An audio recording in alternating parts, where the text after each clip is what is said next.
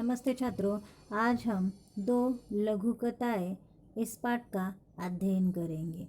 तो दो लघु कथाएँ यानी यहाँ पे दो दो छोटी कथाएँ यानी कि कहानियाँ दी गई है। इसमें से पहली कहानी है नींव।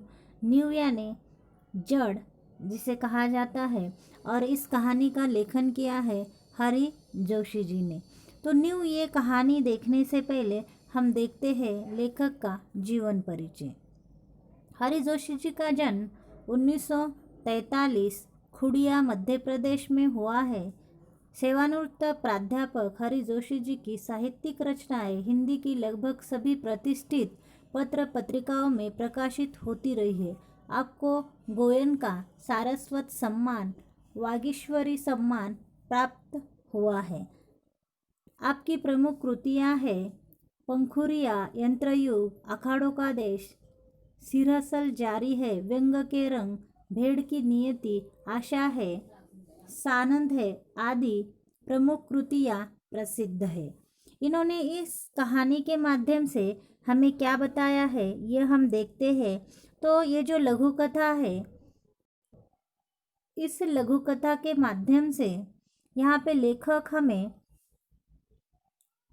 नैतिक गुणों को ग्रहण करने की प्रेरणा देते हैं। तो पहली जो ये कहानी है, यहाँ पे सरकारी अधिकारी के भ्रष्ट आचरण के दुष्परिणाम को इन्होंने यहाँ पे दिखाने का कार्य किया है। अपनी रिश्वत लेने की आदत से और इसके कारण किस तरह से उस अधिकारी को दंडित किया जाता है, यह इस कहानी के माध्यम से उन्होंने हमें बताया है।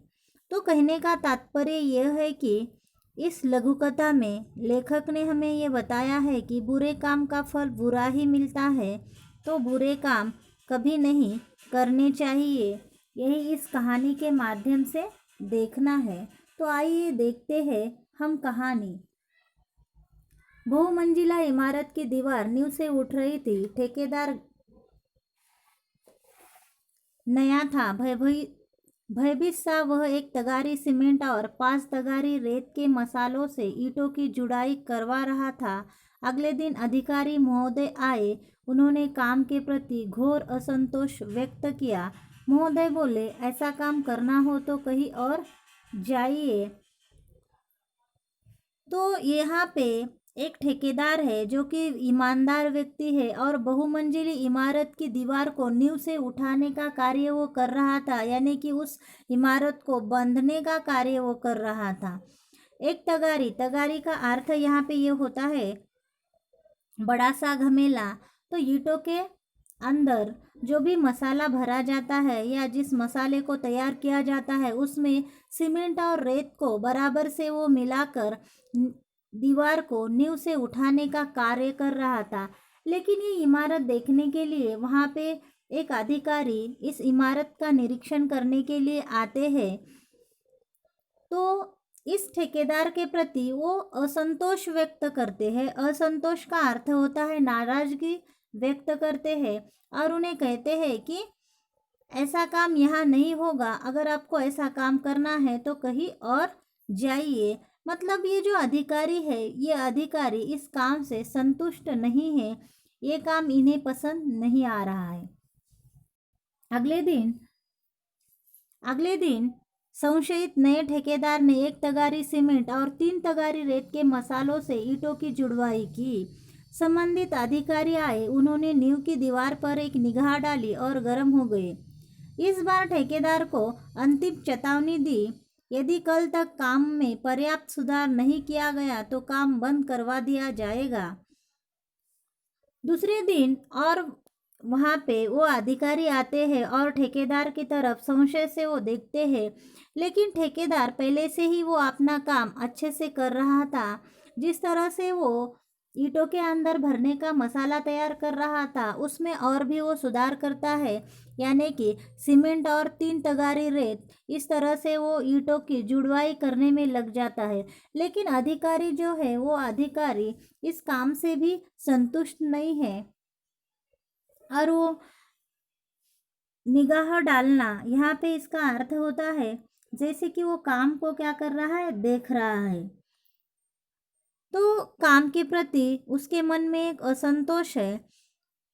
तो ठेकेदार विचार में पड़ जाता है और उसे ऐसे लगता है कि वो अपनी जो समस्या है वो समस्या दूसरे यानी कि जो अनुभवी व्यक्ति है, अनुभवी ठेकेदार है, उसके सामने वो अपनी समस्या लेकर जाता है।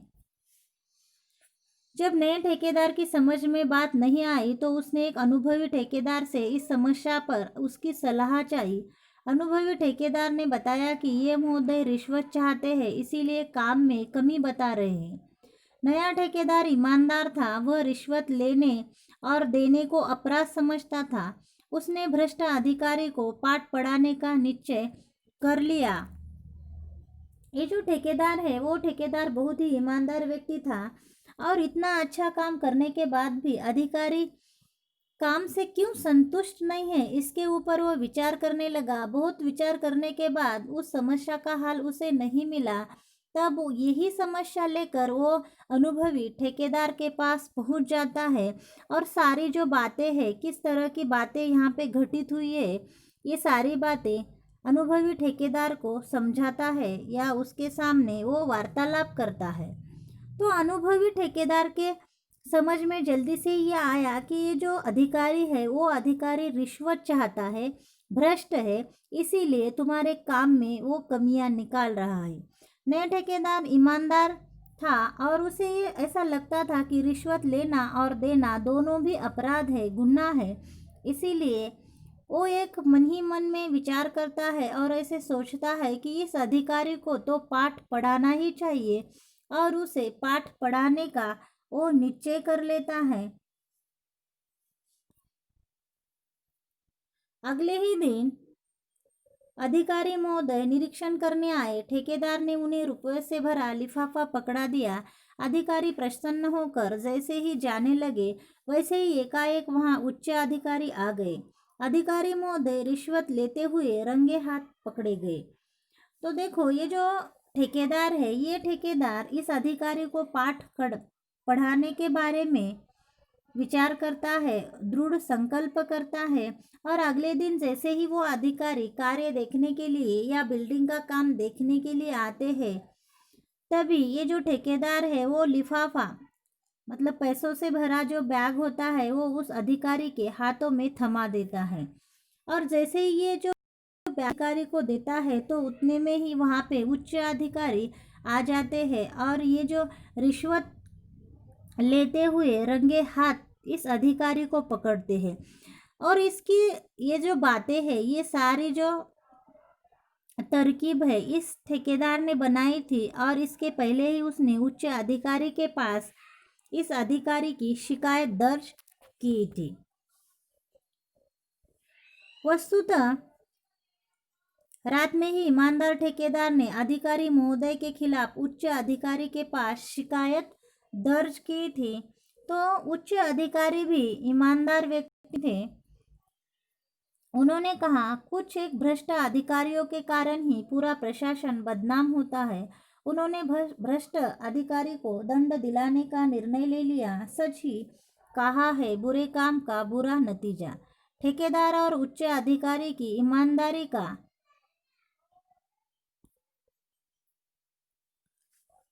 समाचार चारों तरफ फैल गया। उनका सार्वजनिक समारोह में सम्मान किया गया। जिस तरह से नए ठेकेदार ने अधिकारी को रिश्वत देने से पहले ही उनकी जो शिकायत है वो बड़े अधिकारी के पास, उच्च अधिकारी के पास कर दी थी और जैसे ही उसने इस अधिकारी को रिश्वत दी या पैसों से भरा बैग दिया, उतने में वहाँ पे उच्च अधिकारी आते हैं और इस अधिकारी को रंगे हाथ तो पकड़ते हैं और कहते हैं कि ऐसे ही कुछ लोगों की वजह से प्रशासन बदनाम होता है। कौन से भी विभाग में काम करने वाले एक दो व्यक्ति तो भ्रष्ट होते हैं और इनके कारण सारे विभाग को उसका नतीजा भुगतना पड़ता है। और ये जो कार्य है, ये ऐसा कार्य, भ्रष्ट कार्य नहीं होना चाहिए। इसीलिए उच्च अधिकारी भ्रष्ट अधिकारी को दंड दिलवाने का निर्णय ले लेते हैं। और सच किसी ने कहा है कि बुरे काम का नतीजा बुरा ही होता है। तो ठेकेदार और उच्च अधिकारी जो होते हैं, इनकी ईमानदारी का जो समाचार चारों तरफ फैल जाता है और उनका सम्मान किया जाता है। बड़े से सार्वजनिक समारोह में इन्हें सम्मानित किया जाता है। तो ये जो कहानी है, इस कहानी के माध्यम से हमें एक सीख मिलती है कि कभी भी जिंदगी में हमें बुरा काम नहीं करना है। बुरे काम का नतीजा बुरा ही होता है। यही इस कहानी के माध्यम से यहाँ पे लेखक ने हमें समझाने का प्रयास किया है। तो ये थी यहाँ पे आपकी 2 लघु कथाओं में से पहली कथा न्यू। इसका अध्ययन आज हमने यहाँ पे किया है।